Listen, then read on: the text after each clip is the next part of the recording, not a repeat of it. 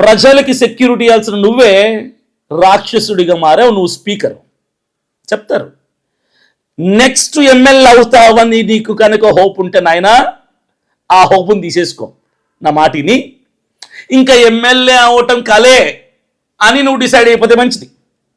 ఎందుకంటే అది కలే కలే కలే.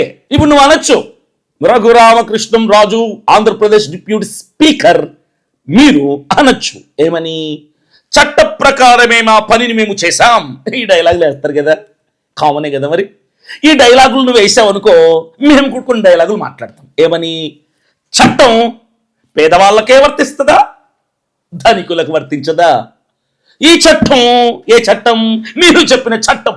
ఈ చట్టం క్రైస్తవులకి క్రైస్తవ ప్రార్థనా మందిరాలు కూల్చటానికే వర్తిస్తుందా, అధికారులకు వర్తించదా అని మేము కూడా అడుగుతాం సార్. ఎందుకంటే మాకు కూడా కాస్తంత జ్ఞానం ఉంది, మాకు కూడా కాస్తంత ధైర్యం ఉంది. మేము మాట్లాడతాం, మేము ప్రశ్నిస్తాం, మేము కూడా అప్డేట్ అయ్యాం.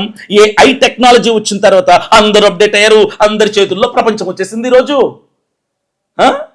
చట్టము అందరికి వర్తించాలి కదా సార్. చట్టం అంటే అదే కదా, చట్టం ఎవరికి చుట్టం కాదు అని సామెత ఉంది కదా.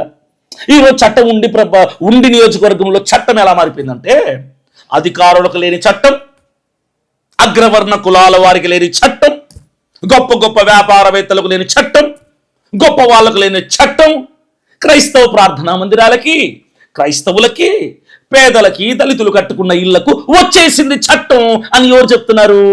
మీరు ఓట్లేసి గెలిపించుకున్నారే ఎవరిని? ఈ రఘురామకృష్ణం రాజు గారిని. ఈయన చట్టం చెప్తుందన్నమాట. ఈయన చట్టం పేదోళ్ళకి, క్రైస్తవులకు మాత్రం వర్తిస్తుంది అనమాట. వాళ్ళ ఇల్లులు, వాళ్ళ చర్చిలు కూల్చటానికి మాత్రమే అనమాట.